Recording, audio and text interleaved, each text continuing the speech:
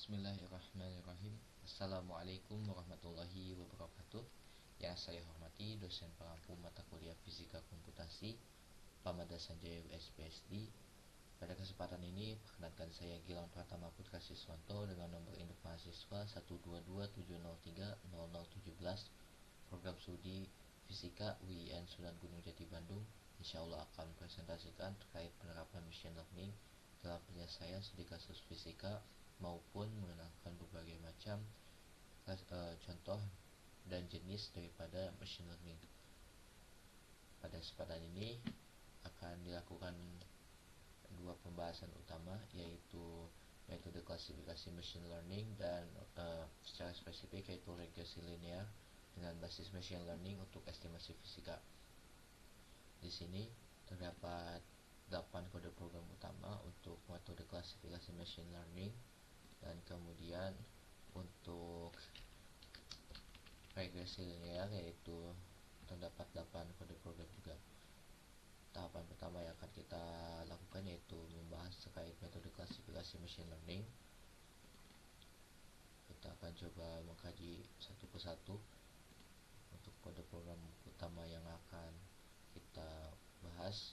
Pertama yaitu program klasifikasi bintang dengan random forest. Random forest merupakan salah satu bagian daripada machine learning di mana dia akan melakukan klasifikasi dari berbagai decision tree, yang mana decision tree itu pengambilan keputusan dari informasi inti ke informasi yang secara spesifik hingga menghasilkan klasifikasi secara khusus, di mana random forest menggabungkan metode tersebut sehingga nantinya terdapat satu klasifikasi utama. Di sini terdapat terdapat pustaka yang digunakan, yaitu Pandas untuk tabulasi data, kemudian sklearn merupakan pustaka dari scikit-learn untuk machine learning, di mana di sini terdapat pengujian dan pembagian data menjadi data uji dan data latih. Kemudian ada pre-processing untuk menghindari kesalahan karena skala dari data. Kemudian ensemble untuk membuat random forest classifier-nya atau pemanfaatan random forest. Kemudian di sini terdapat parameter seperti skor akurasi, kemudian pelaporan hasil klasifikasi dan coefficient matrix untuk melihat bagaimana kesempurnaan ataupun seberapa besar nilai error yang dihasilkan dari pelatihan. Kemudian hasil tersebut akan divisualisasikan menggunakan matplotlib dengan Seaborn diantaranya, yaitu untuk pemrosesan data. Di sini digunakan dataset berupa bekas ekstensi Excel XLSX, di mana dinamai data bintang dengan parameter yaitu X-nya yaitu temperature dan luminosity atau suhu dan kecemerlangan bintang. Kemudian untuk target atau labelnya yaitu spectral class di sumbu Y. Di sini dilatih beberapa data, kemudian berdasarkan tersebut bekas itu akan dipanggil dan dibaca. Kemudian di sini akan menampilkan beberapa baris awal data untuk verifikasi. Kemudian nilai dari tabel ini akan dipisahkan menjadi dua parameter utama, yaitu fitur temperatur dan luminosity sebagai sumbu X, dan label yaitu sumbu Y yaitu spectral class. Kemudian data-data ini akan dibagi menjadi data latih dan data uji menggunakan fungsi test split untuk X latih dan X uji, Y latih dan Y uji, di mana besaran XY uji yaitu 30% dan XY latih 70%. Kemudian random state di 42 dengan certify di Y. Kemudian fitur di X akan dinormalisasi sehingga tidak adanya permasalahan di skala. Di sini dilakukan normalisasi untuk X latih dan X uji menggunakan transform, untuk train menggunakan scalar fit, dan untuk test menggunakan scalar transform. Kemudian diinisialisasi machine learning random forest-nya yaitu RF Di sini didefinisikan sebagai RF model. Kemudian digunakan fungsi random forest classifier dengan n estimator atau diestimasi sebanyak n yaitu 100 dengan keadaan acak di 42. Kemudian akan dilakukan fitting terhadap nilai X latih dan Y latih. Kemudian berdasarkan inisialisasi ini akan dilakukan prediksi terhadap data uji, di mana Y predik atau Y yang diprediksi tidak lain adalah penggunaan random forest untuk memprediksi X uji yang telah dinormalisasi, sehingga X ini yang telah dinormalisasi tidak lain akan menghasilkan Y ini. Kemudian akan dievaluasi untuk akurasinya menggunakan accuracy score untuk Y latih dan untuk Y uji dan Y hasil prediksi. Semakin tinggi akurasi maka data hasil prediksi atau machine learningnya dapat diandalkan. Dengan classification rate menggunakan fungsi classification report, kemudian conversion matrix untuk melihat keakuratan dan kemurnian data prediksi dan data sebenarnya, menggunakan fungsi conversion matrix untuk Y uji dan Y hasil prediksi. Kemudian di sini akan ditampilkan hasil evaluasi dengan akurasi model dan laporan klasifikasi.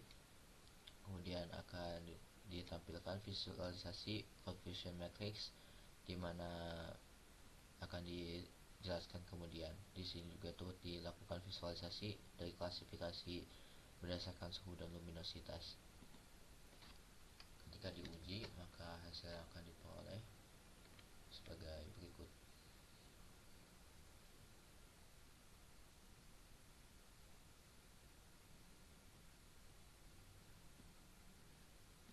Latihan yang dilakukan akan membaca data Excel ini, kemudian nantinya akan dihasilkan data hasil pengujian dan prediksi.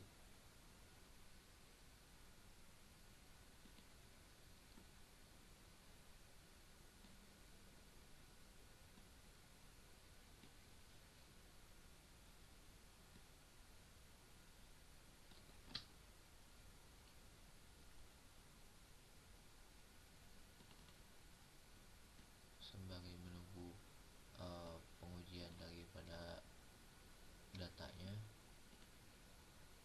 di sini terdapat hasil yang sebelumnya telah dilakukan.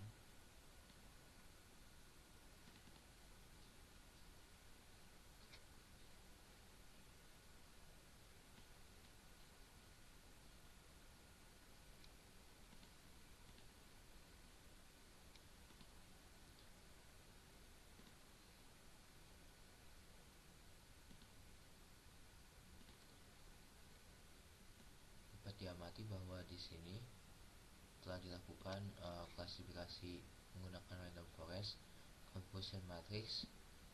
Ketika di sumbu aktual misalkan A sesuai dengan prediksi A, maka dapat disimpulkan bahwa data yang diuji dan hasil prediksi menunjukkan kesesuaian, membentuk diagonal di mana nilai masing-masing parameter dari O hingga A dan A hingga O ini ketika saling berpotongan di bagian yang sama, maka ia menunjukkan kesesuaian data. Adapun di bagian yang tidak sesuai ini, ketika dia memiliki nilai, maka itu mencirikan ketidaksesuaian ataupun kekurangan dari hasil pelatihan. Dan di sini dapat diamati bahwa prediksi sesuai suhu dan luminosity menunjukkan kelas bintang atau prediksinya. Dan di sini dapat diamati bahwa contoh data merupakan ini, dan ini merupakan laporan klasifikasi. Ketika ia menunjukkan nilai 1, maka dapat disimpulkan ia memiliki keakuratan di 100%. Akurasi yang dilakukan yaitu menghasilkan keakuratan di 100%.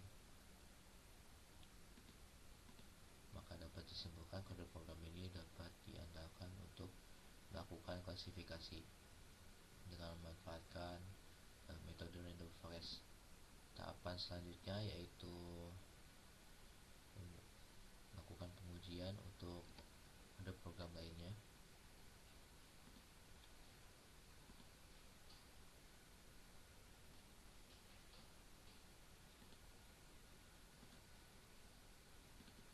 Tahapan selanjutnya yaitu karena tadi sudah klasifikasi objek astronomi, maka selanjutnya kita coba fase material dan sifat termodinamika menggunakan decision tree. Decision tree ini terdiri dari tiga parameter utama, yaitu bagian awal, kemudian bagian tengah, dan bagian akhir.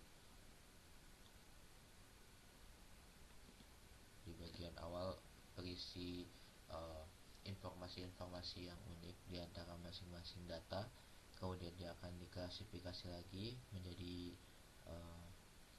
klasifikasi tertentu dengan ciri-ciri yang lebih spesifik, dan bagian terakhir dengan ciri yang lebih spesifik lagi, atau di bagian leaf akan merepresentasikan kelas yang diperoleh pada masing-masing data. Di sini digunakan pustaka yang sama, di mana di sini menggunakan pustaka yang berbeda, yaitu Escalon Tree Decision Tree Classifier secara spesifik untuk penggunaan Decision Tree. Dan di sini ada Escalon Import Tree untuk pemanfaatan machine learning metode Decision Tree. Kemudian di sini digunakan bekas dataset fase material dengan ekstensi file Excel fase material, di mana terdapat data sebagai berikut. Fitur yang digunakan yaitu X, suhu, tekanan, dan volume dengan label yaitu fase material.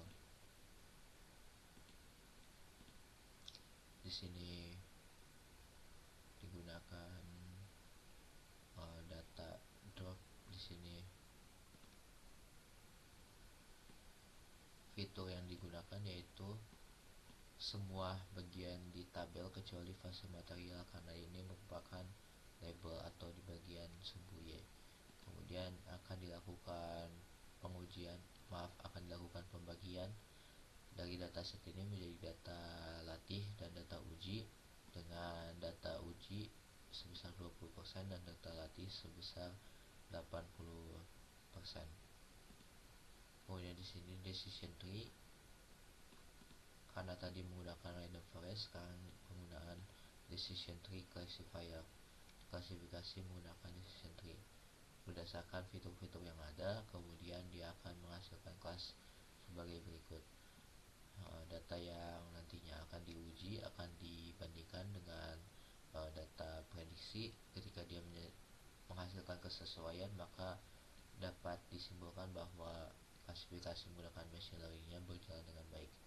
Kemudian itu dilakukan evaluasi dari model yang telah dibuat dengan parameter yang digunakan adalah fitur uji ini. Kemudian akan diukur akan dihitung seberapa besar keakuratannya, kemudian pelaporan dari klasifikasi, dan hasil confusion matrixnya. Kita akan lakukan running. Dia akan mengeksekusi program.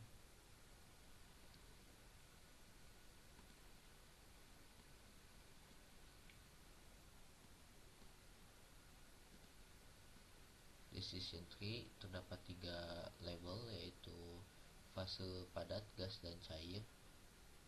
Kemudian berdasarkan data ini dapat diamati bahwa berdasarkan hasil klasifikasi seluruhnya menghasilkan keakuratan dengan nilai 100%, dan dapat diamati bahwa machine learning dengan metode decision tree ini dapat mengklasifikasi berdasarkan fitur-fitur yang ada sesuai dengan label yang telah ada. Dengan kata lain, Y prediksi menunjukkan kesesuaian dengan nilai uji yang ada.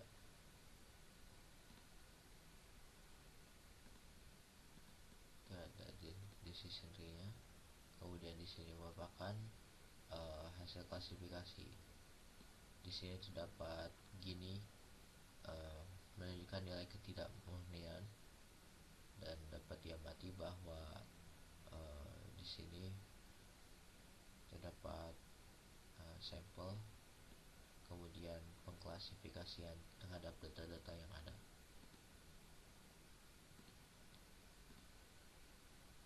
Lanjut ke kode program selanjutnya, kita akan melakukan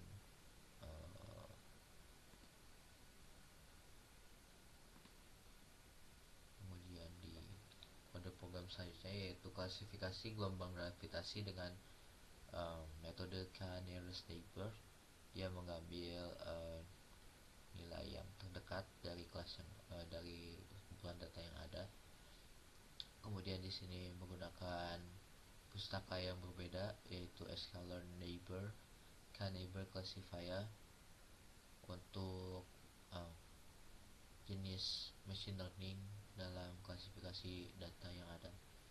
Di sini digunakan dataset berupa data gelombang gravitasi dengan ekstensi file Excel.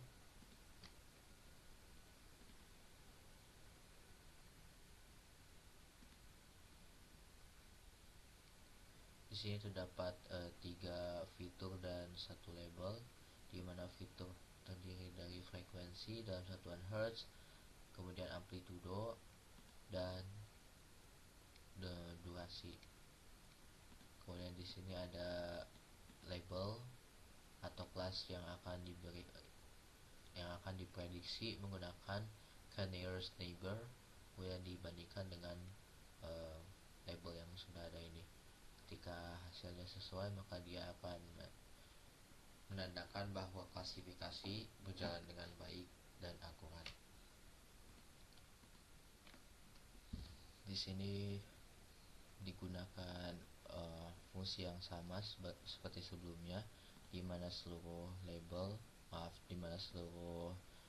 data ini akan menjadi fitur kecuali bagian jenis peristiwa, karena dia merupakan target labelnya. Kemudian akan dibagi juga dari dataset tersebut menjadi data latih dan data uji untuk X dan Y, dengan data uji di 20% dan data latih 80%. Kemudian akan dinormalisasi untuk menghindari kesalahan dalam skala. Kemudian diinisialisasi algoritma untuk K-nearest neighbor dengan parameter yang digunakan, yaitu X latih yang telah dinormalisasi dan Y latih. Kemudian akan diprediksi kelas atau labelnya berdasarkan X uji yang telah dinormalisasi. Kemudian terdapat parameter atau hasil evaluasinya diidentifikasi menggunakan akurasi. Semakin tinggi akurasi atau mendekati 100, maka dia menunjukkan kesesuaian antara hasil prediksi dengan hasil uji. Kemudian dilakukan pelaporan klasifikasi dan terdapat confusion matrix untuk menunjukkan kesesuaian atau ketidaksesuaian data. Kemudian di sini dilakukan visualisasi dari confusion matrixnya, dan di sini terdapat visualisasi dari klasifikasi terhadap dua fitur utama seperti contoh, yaitu frekuensi dan amplitudo. Kita akan running kode programnya.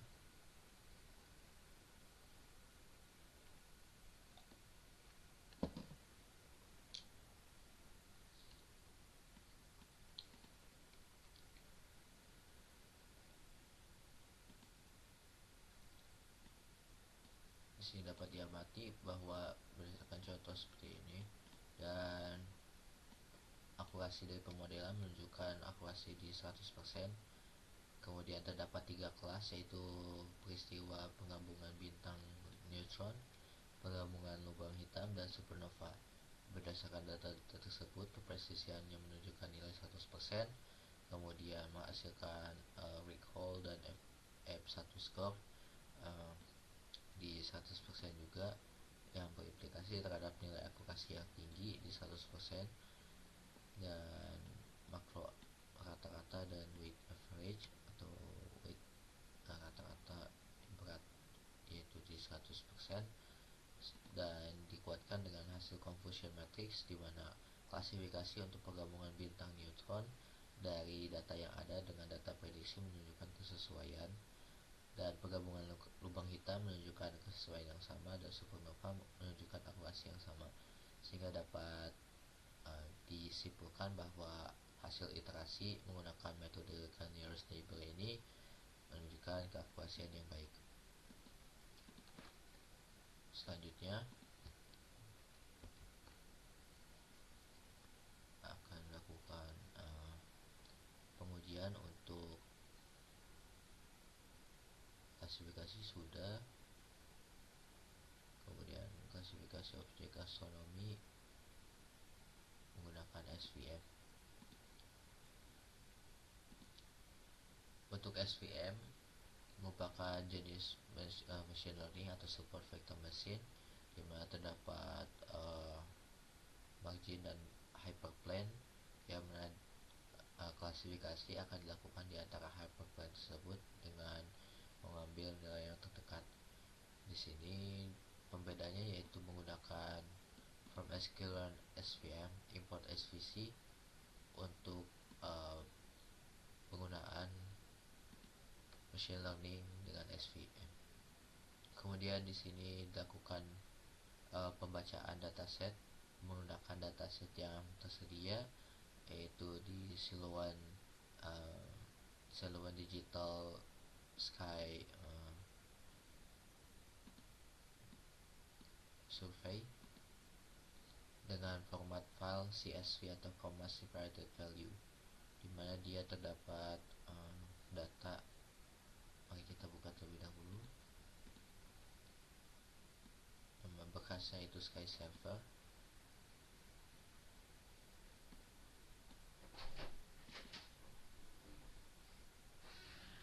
Terdapat beberapa parameter seperti objek ID, RA, DEC, UGR, dan sebagainya, di mana parameter-parameter ini akan berfungsi sebagai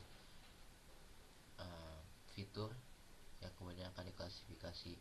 Namun ada fitur yang akan dihilangkan, yaitu object ID dan space object ID. Di sini dilakukan pembacaan dari dataset, dan kemudian akan menghapus bagian kolom ID unik atau object ID dan space object ID. Kemudian di sini lakukan konversi label dari teks menjadi angka karena formatnya merupakan CSV yang menggunakan encoder untuk labelnya, label encoder. Kemudian Y di sini kemudian akan lakukan label encoder ditransformasi untuk menghilangkan kesalahan karena skala dan kesalahan karena pembacaan data. Kemudian seperti sebelumnya dilakukan pembagian dataset menjadi data latih dan data uji, dengan data uji sebesar 20% dan data latih sebesar 80%, baik untuk X atau fitur, dan Y sebagai target ataupun label. Kemudian fitur-fitur tersebut akan dinormalisasi baik untuk X latih dan X uji untuk menghindari kesalahan daripada karena skala. Kemudian di sini disusun atau diinisialisasi model support vector machine menggunakan kernel linear, dan dilakukan fitting untuk X latih yang telah dinormalisasi dan Y latih. Kemudian hasil tersebut akan dievaluasi menggunakan cross validation untuk melihat akurasi model. Kemudian di sini akan dilakukan prediksi kelas dengan parameter yang diprediksi, yaitu X uji yang telah dinormalisasi. Kemudian akan dilakukan evaluasi model untuk melihat akurasi dan laporan dari klasifikasinya. Kemudian akan ditampilkan confusion matrix untuk melihat keakuratan dari data yang diuji dengan data yang diprediksi dengan data sebenarnya. Dan di sini akan dilakukan visualisasi data dengan PCA, di mana data-data yang terdiri dari banyak fitur akan digabungkan, bukan dikompres, akan digabungkan menjadi dua komponen utama. Dan kita akan running.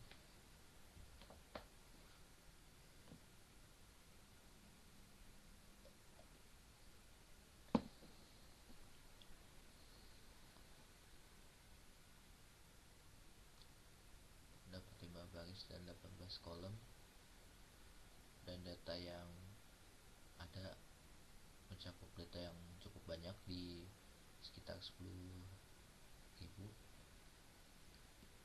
Di sini dapat diamati bahwa cross validation accuracy score-nya menunjukkan nilai yang cukup baik dalam rentang 97 hingga 98% dengan rata-rata cross validation accuracy di 98%.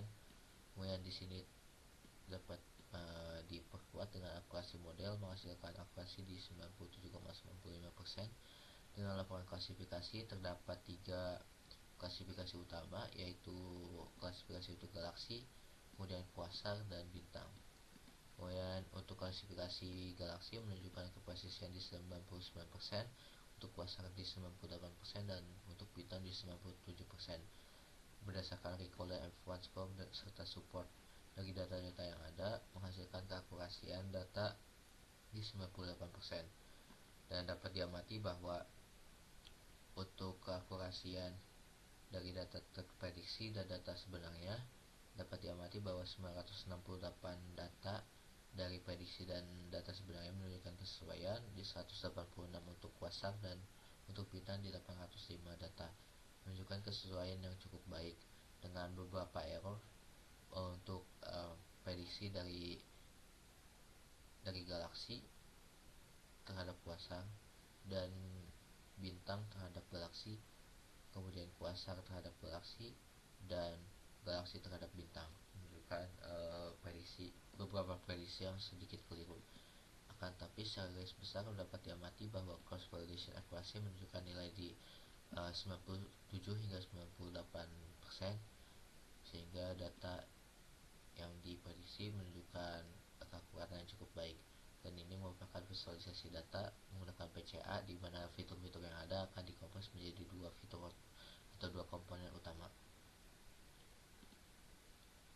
sehingga dapat disimpulkan bahwa penggunaan SVM untuk klasifikasi objek astronomi menunjukkan keakurasian yang cukup baik. Tahapan selanjutnya kita akan melihat atau menginisialisasi. Terdapat di sini kita akan menggunakan kode program ini, deteksi dark matter dengan SVM lagi. Oke, untuk SVM dia menggunakan dataset. Sebelumnya kita tutup terlebih dahulu dataset untuk dark matter. Untuk data dark matter ini sendiri dia memiliki 3 fitur dan 1 label untuk X, dan ini untuk Y, di mana di sini terdapat energi fonon, ionisasi, dan durasi sinyal, dengan label atau kelas yaitu dark matter dan noise. SVM digunakan untuk mendeteksi mana bagian dark matter dan mana bagian noise. Di sini menggunakan pusaka yang sama, kemudian dataset diambil dari berkas ini dengan ekstensi XLSX. Kemudian untuk data sebagai fiturnya menggunakan energi fonon, ionisasi, dan durasi sinyal, dengan Y sebagai label. Kemudian di sini akan di encoder atau dikonversi dari teks menjadi angka. Kemudian dataset ini akan dibagi menjadi data pelatihan dan pengujian dengan perbandingan data latih 80% dan data uji 20%. Kemudian akan dinormalisasi untuk menghindari kesalahan dari X uji dan latih karena skala. Kemudian akan disusun model SVM yang kemudian akan dilakukan prediksi berdasarkan X uji yang telah dinormalisasi tadi. Kemudian akan dievaluasi dengan melihat keakurasian hasil klasifikasi dan laporan dari klasifikasi itu sendiri. Kemudian akan ditampilkan correlation matrix untuk memperkuat hasil keakurasian dari pelatihan dari data prediksi terhadap data sebenarnya. Dan kita akan melakukan running.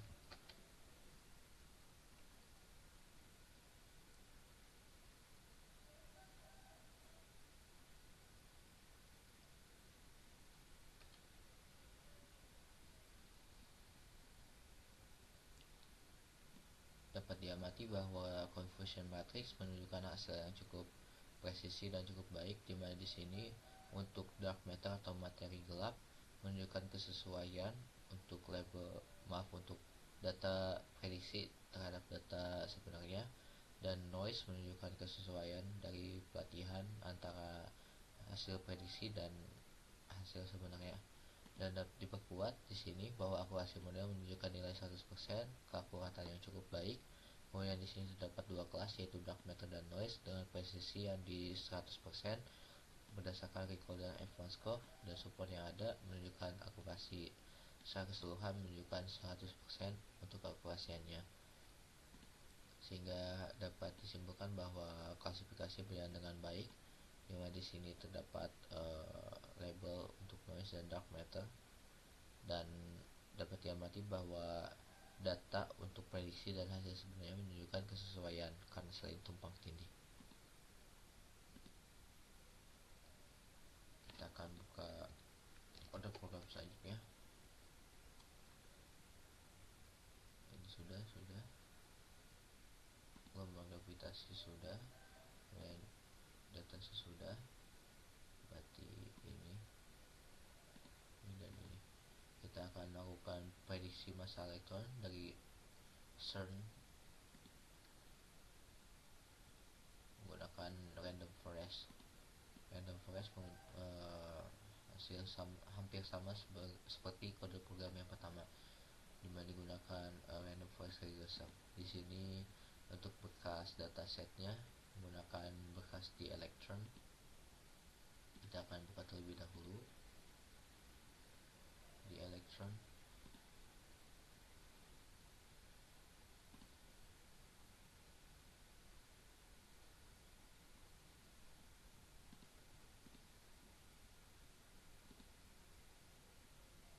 Karena dia bekasnya merupakan ekstensi CSV, maka kita akan buka di sini.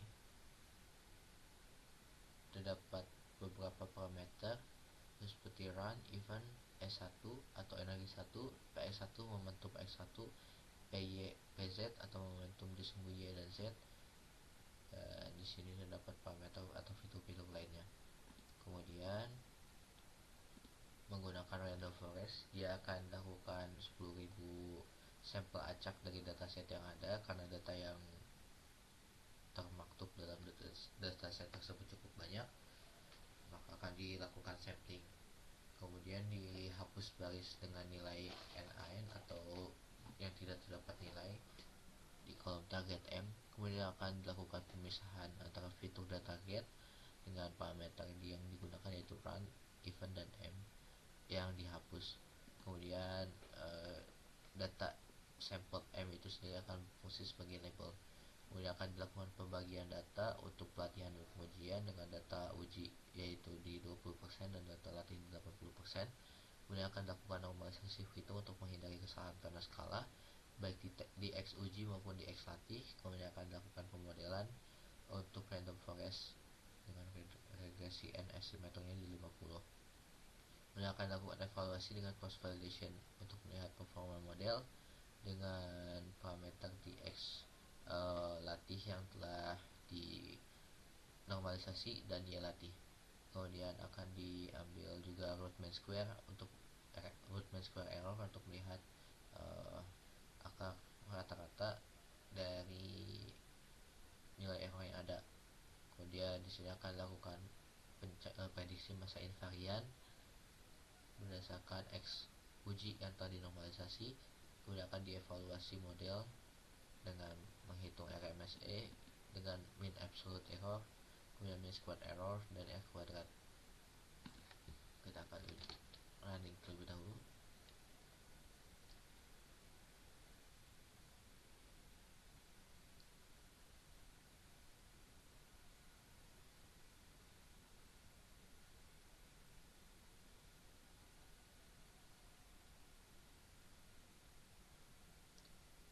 Karena data yang disamplingnya cukup banyak di 10.000, maka proses iterasi dan eksekusi programnya akan memakan waktu yang cukup panjang, sehingga sembari menunggu kita akan melihat hasil yang telah diperoleh sebelumnya. Di sini massa elektron dari CERN menggunakan random forest. Di sini terdapat beberapa parameter di mana pengujian sebelumnya menghasilkan hasil interaksi sebagai berikut. Akan ditampilkan cross validation RMSI, kemudian mean cross validation atau rata-rata dari cross validation RMSI, kemudian evaluasi modelnya baik RMSI, mean absolute error, mean squared error, dan R kuadrat. Yang akan ditampilkan prediksi massa invarian terhadap massa sebenarnya untuk melihat kecocokan data dari prediksi terhadap invarian sebenarnya.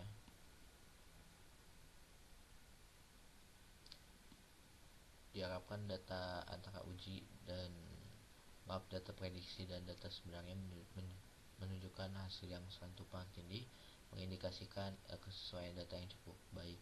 Tapi jika bertolak belakang atau saling berjauhan, maka menunjukkan nilai error yang mengindikasikan adanya kekurangan dari pelatihan model.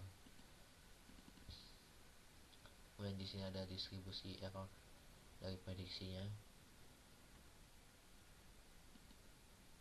dan kita akan lihat nantinya di hasil iterasi.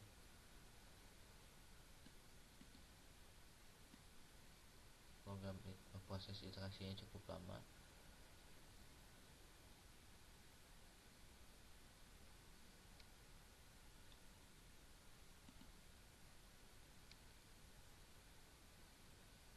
Random forest ini sendiri bekerja sebagaimana kode program pertama. Dia akan melakukan klasifikasi berdasarkan informasi-informasi unik sebagaimana tadi telah dipaparkan dalam dataset. Terdapat beberapa parameter seperti momentum, kemudian energi, dan kemudian akan diklasifikasi menjadi klasifikasi yang lebih spesifik lagi, hingga kemudian akan dilakukan klasifikasi atau pengklasan dari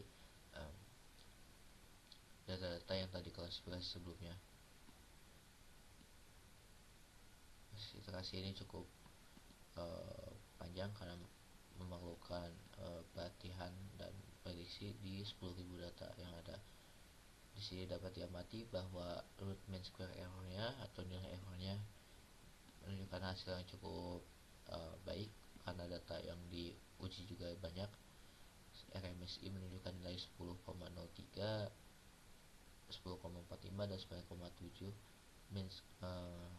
Kemudian kata-katanya menunjukkan hasil di 10,08.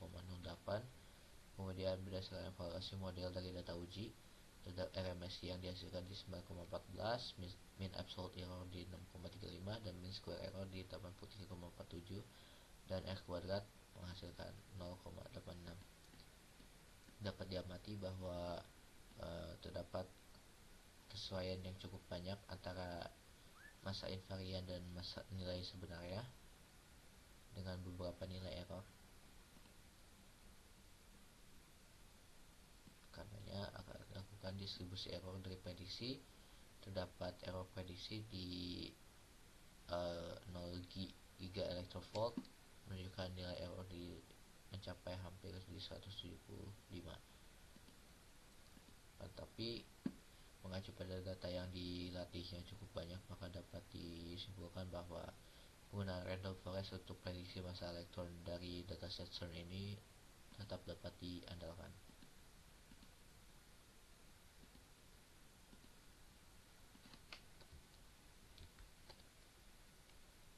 Kemudian akan dilakukan pengujian juga untuk pencarian partikel baru dengan isolation forest. Isolation forest akan melakukan klasifikasi dari data-data yang bersifat anomali atau data-data yang tidak lazim dari klasifikasi yang ada. Di sini digunakan data partikel dengan ekstensi file SLXX. Kita buka terlebih dahulu.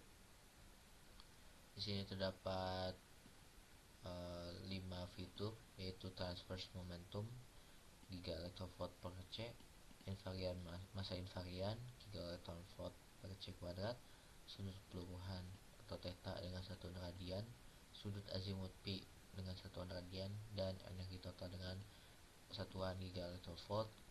Dan target atau label yaitu terdapat dua kelas, yaitu dikenal dan anomali. Kemudian di sini digunakan metode isolation forest, karena tadi sebelumnya menggunakan random forest. Isolation forest akan melakukan isolasi terhadap data-data yang bersifat anomali, dimana di sini datasetnya telah dipaparkan.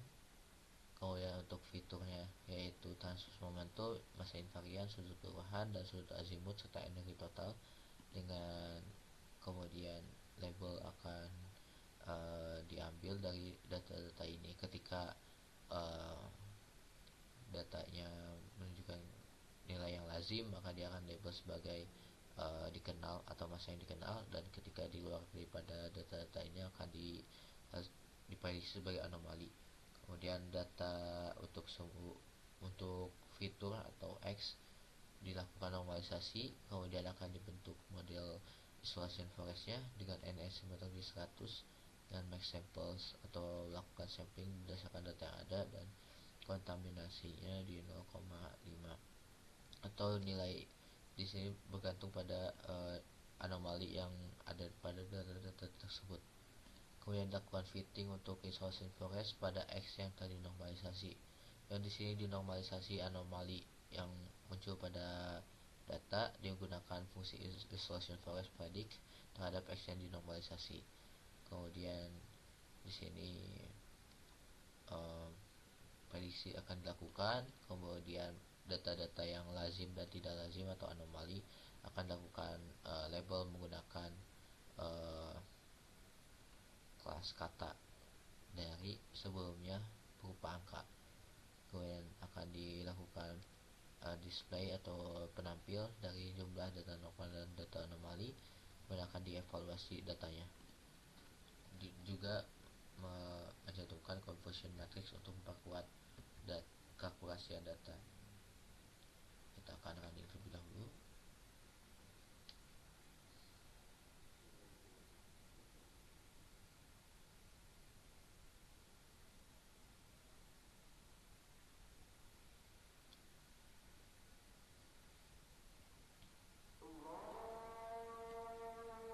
Dapat diamati bahwa terdapat dua kelas, yaitu data dikenali dan data anomali.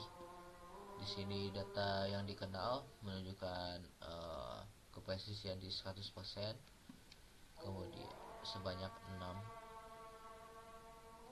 Kemudian di sini terdapat data anomali menunjukkan kepresisian di 80%, dengan data normal dan anomali menunjukkan nilai yang sama di 5.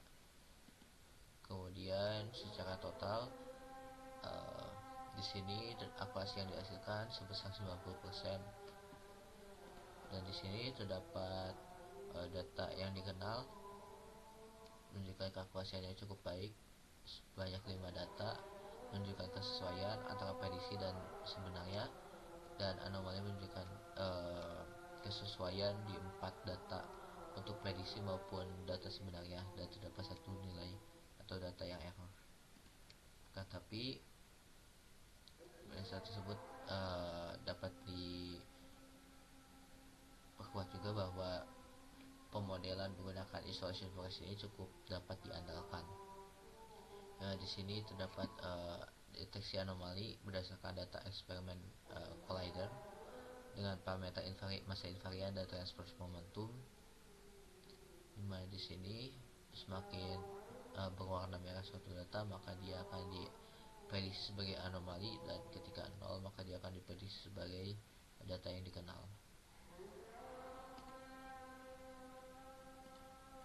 Kemudian kita akan buka lagi dark matter. Sudah pencarian partikel baru sudah, akan tapi saya akan melakukan pencarian partikel baru dari data CERN menggunakan metode yang sama, yaitu isolation forest. Perbedaannya di sini dataset yang digunakan data yang cukup banyak, maka dataset dari CERN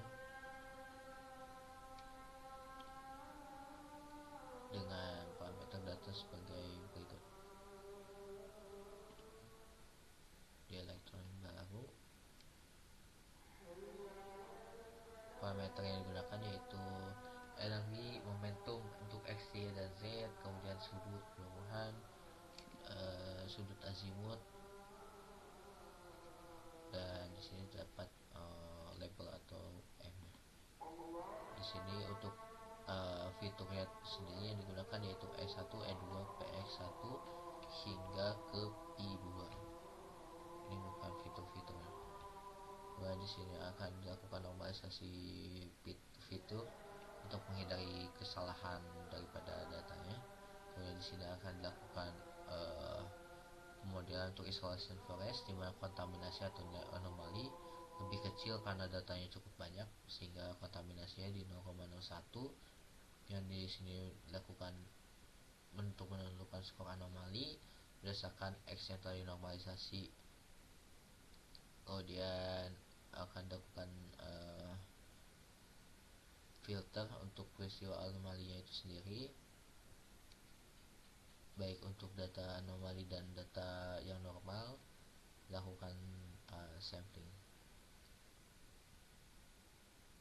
Kemudian di sini dilakukan visualisasi dari distribusi skor anomalinya, hingga kemudian akan dilakukan visualisasi data atau partikel yang anomali dan data yang lazim atau normal berdasarkan dua fitur utama. Di sini fitur yang digunakan yaitu E1 dan E2. Kita akan lakukan eksekusi program itu dahulu.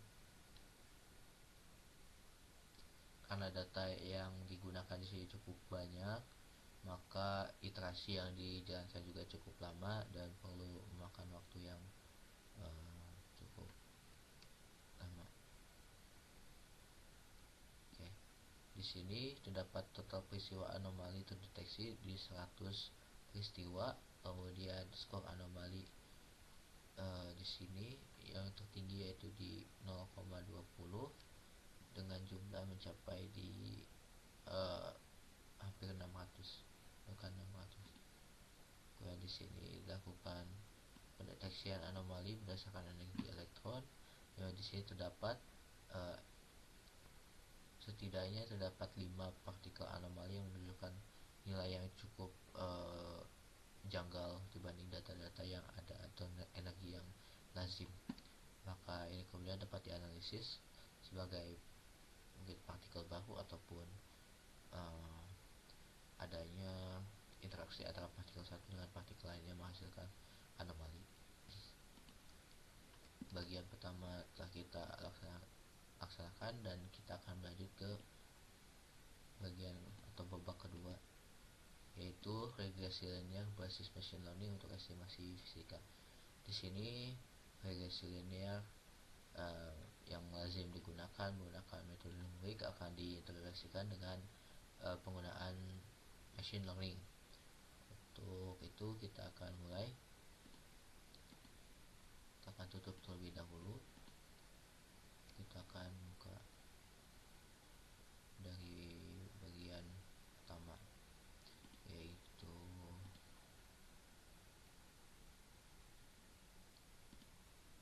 kita akan buka regresi linear untuk pendulum sederhana.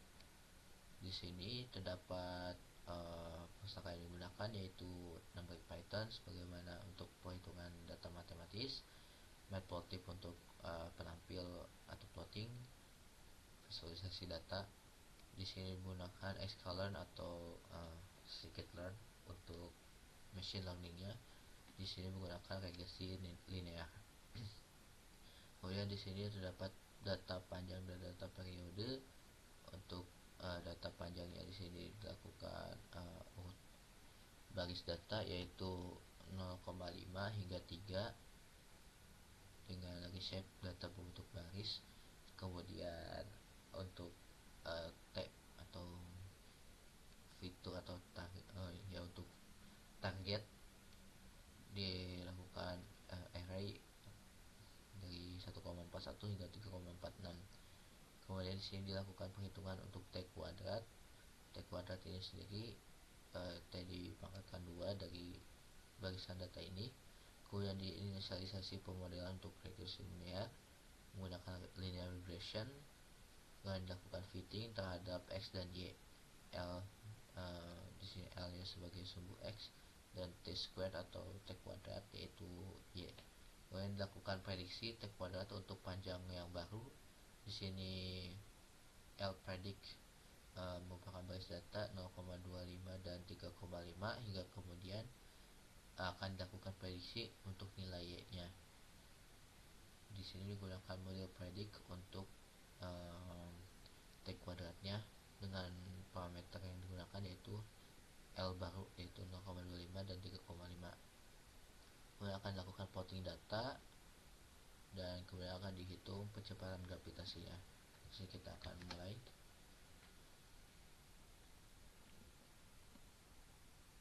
Data sebelumnya yaitu terdapat 6 data dan akan diuji 2 data baru. Di sini dapat diamati bahwa data asli dengan hasil regresi linear menggunakan sklearn atau machine learning menunjukkan tumpang tindih ataupun data yang dihasilkan cukup baik dengan data yang sedikit berbeda di data ke-5 yaitu di panjang 2,5 dan T kuadrat di 10 second kuadrat. Kemudian di sini dapat diamati bahwa percepatan gravitasi yang dihasilkan juga cukup sesuai dengan percepatan gravitasi di bumi 9,96 meter per second kuadrat, cukup dekat dengan nilai percepatan gravitasi di 9,8 meter per second kuadrat. Kemudian kita akan buka kode program selanjutnya.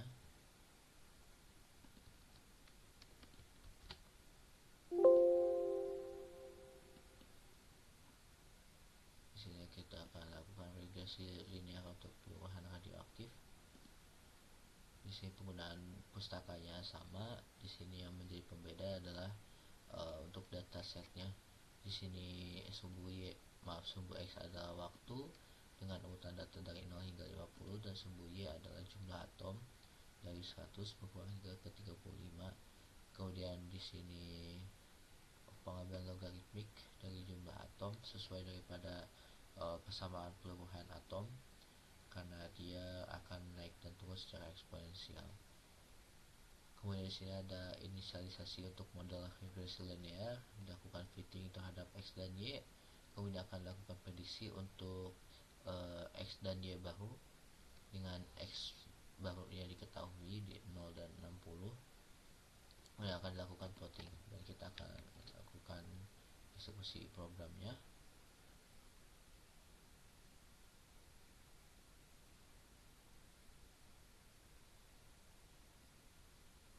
Dapat diamati bahwa data asli yang telah untuk dalam logaritmik menunjukkan kesesuaian cukup baik antara data asli dan regresi linearnya, menunjukkan kesesuaian atau akurasi data yang cukup baik menggunakan machine learning ini. Dan kemudian akan diperoleh nilai konstanta peluruhan lambda di 0,0212 Hz. Kemudian kita akan lanjut regresi linear untuk hukum Stefan-Boltzmann.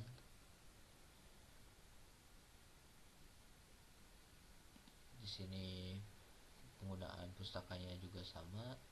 Kemudian untuk pembeda yaitu dataset sumbu X yaitu temperatur dari 500 hingga 1100 dan daya radiasi untuk sumbu Y di 100 hingga 2900. Kemudian dilakukan transformasi data untuk hukum Stefan-Boltzmann-nya menggunakan logaritma baik untuk T dan P. Kemudian diinisialisasi dan dilakukan pelatihan model berdasarkan data X dan Y-nya. Kemudian dilakukan prediksi data untuk radiasi baru dengan diketahui sumbu X yaitu 450 dan 1150. Kemudian akan lakukan prediksi dengan penggunaan logaritmik juga berdasarkan persamaan Stefan-Boltzmann, dan Y prediksi akan digunakan menggunakan nilai X yang diprediksi. Kemudian akan dilakukan plotting data. Kita akan eksekusi programnya.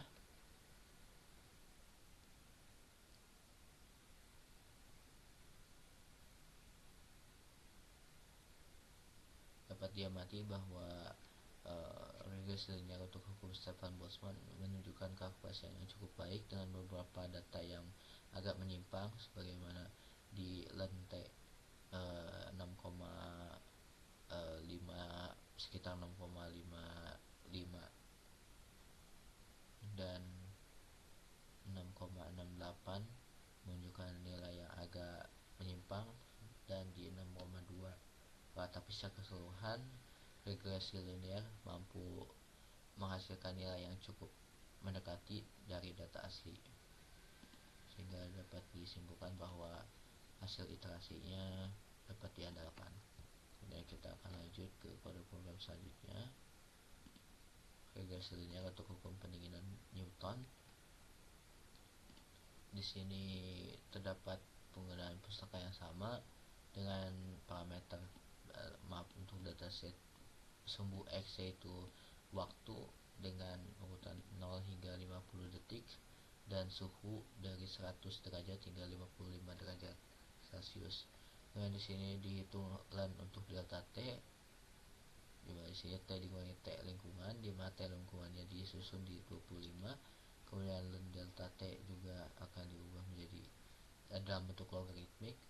Kemudian di sini ada inisialisasi untuk model regresi linear dengan patihan model untuk Y dan X, di mana X-nya adalah waktu dan Y adalah LEN delta T. Kemudian dilakukan prediksi suhu untuk waktu yang baru di T 0 detik dan T 60 detik. Kemudian T prediksi ini akan di LEN-kan karena untuk mencari Y. Kemudian hasil ini akan diprediksi untuk mencari nilai dan delta T baru.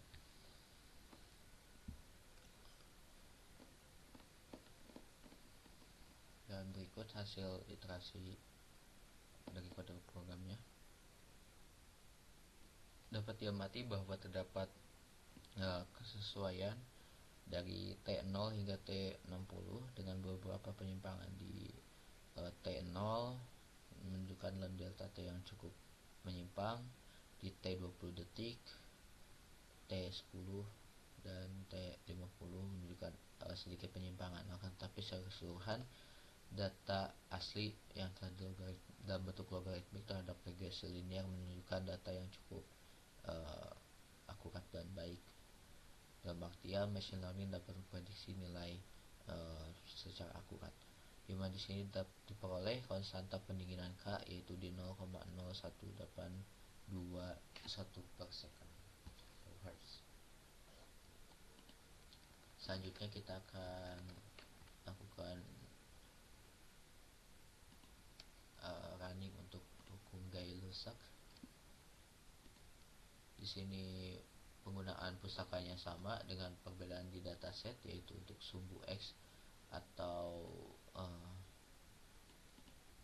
fitur yaitu di berupa suhu di 273 Kelvin hingga 420 Kelvin dengan tekanan di 11 hingga 155 Pascal. Di sini dilakukan pemodelan menggunakan regresi linear dengan fitting untuk sumbu X yaitu suhu, sumbu Y yaitu tekanan. Kemudian dilakukan prediksi untuk T di 250 Kelvin dan 450 Kelvin. Kemudian P nya akan diprediksi berdasarkan T yang akan dicari prediksinya. Kita akan mulai.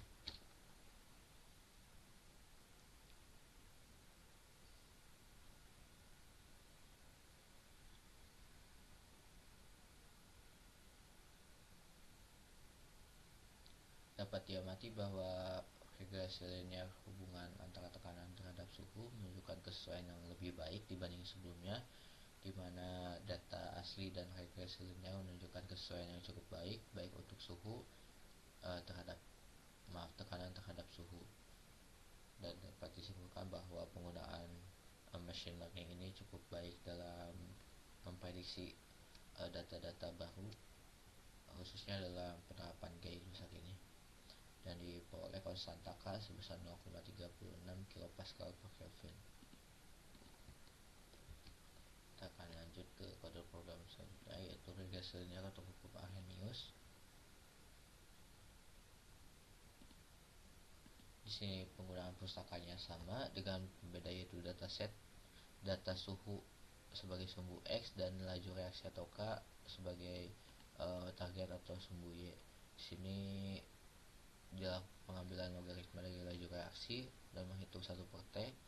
Di sini didefinisikan ln K sebagai logaritmik dari K dan inverse T atau T pangkat minus 1, yaitu 1 per T. Kemudian alasan penggunaan ini adalah menyesuaikan dengan kesamaan yang ada dari hukum Arrhenius itu sendiri.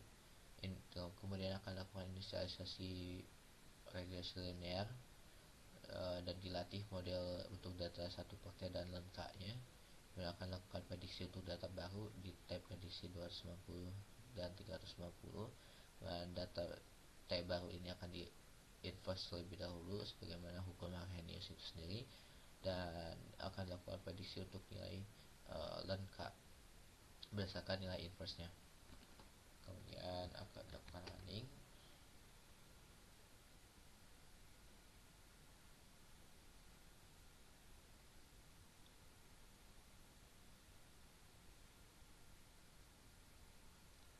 Dan dapat diamati bahwa data asli terhadap regresi linear menunjukkan data yang masih tergolong cukup baik untuk memprediksi data-data dalam hukum Arrhenius, di mana terdapat penyimpangan data di data ketiga, data keempat dan 5, sedangkan data 1 dan 2 menunjukkan kekuatannya yang sedikit lebih baik.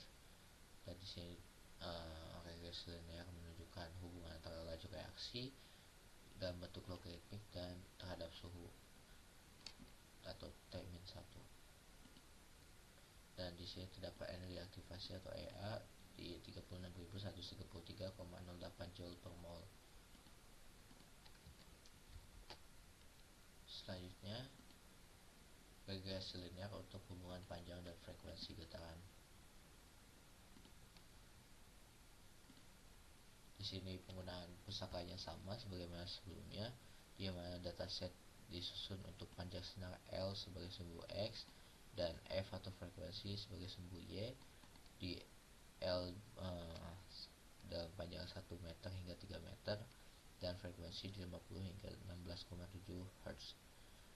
Kemudian berdasarkan persamaan untuk hubungan panjang dan frekuensi getaran, panjang sinar akan diubah dalam bentuk inverse atau 1 per L. Kemudian lakukan inisialisasi pemodelan untuk regresi linear dan dilakukan pelatihan model dengan fitting untuk sumbu X yaitu inverse L dan sumbu Y yaitu F.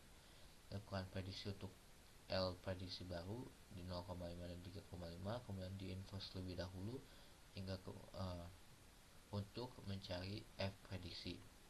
Yang kemudian akan dilakukan plotting dan pada akhirnya akan diukur kecepatan gelombang atau V dari kemiringannya.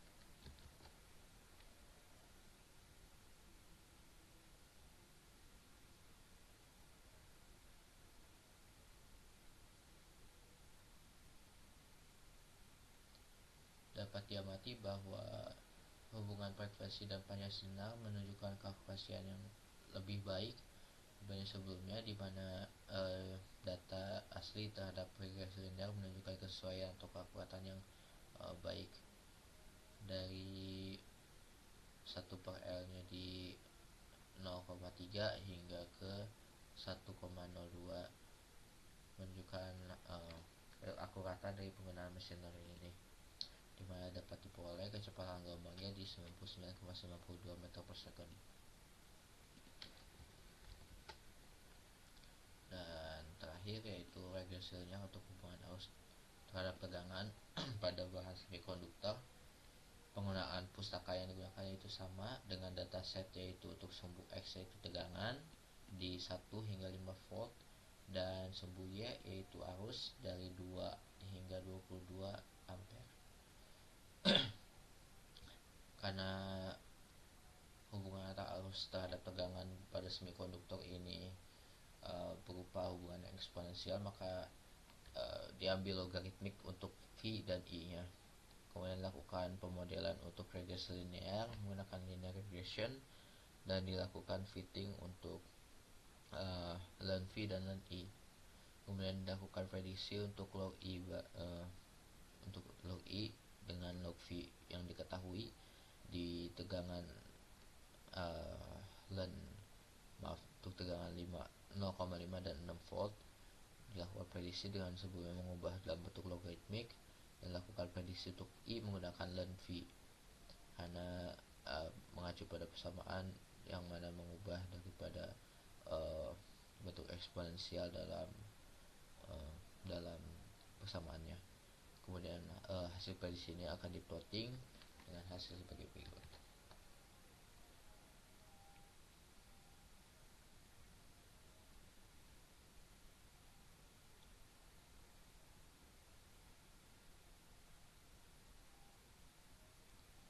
Dapat diamati karena datanya bersifat bersifat eksponensial, maka data antara data asli dalam bentuk logaritmik terhadap regresi linear menunjukkan keakuratannya sedikit lebih menurun dibanding sebelumnya. Hal ini dikarenakan regresi linear tidak cukup baik dalam menangani data-data yang sifatnya bersifat eksponensial atau polinomial. Dan dapat diamati bahwa data 1, 2, 3, dan 5 menunjukkan keakurasian yang kurang baik dibanding data keempat. Hal ini dapat diamati bahwa pola antara data 1 hingga data 5 menunjukkan pola eksponensial. Dengan tapi secara garis besar regresi linear ini tetap mampu memberikan prediksi yang cukup baik terhadap data asli yang ada dan memprediksi data dengan cukup baik. Dari sini len tegangan len V min 0,5 hingga ke 1,8 dan len arus dari minus 0,6 hingga ke 3, dan diperoleh eksponen N yaitu di 1,47. Demikian yang dapat saya paparkan terkait pemanfaatan atau aplikasi dari machine learning baik dalam penyelesaian studi kasus fisika maupun pengenalan dari berbagai macam jenis machine learning seperti support vector machine, decision tree, random forest, isolation forest, dan k nearest neighbor. Demikian sehingga penggunaan machine learning ini dapat menjadi pengembangan yang lebih baik untuk baik untuk pemodelan, untuk melakukan prediksi dan aplikasi-aplikasi komputasi lainnya. Demikian dapat saya paparkan pada kesempatan ini. Wallahul muwaffiq ila aqwamit thoriq. Assalamualaikum warahmatullahi wabarakatuh.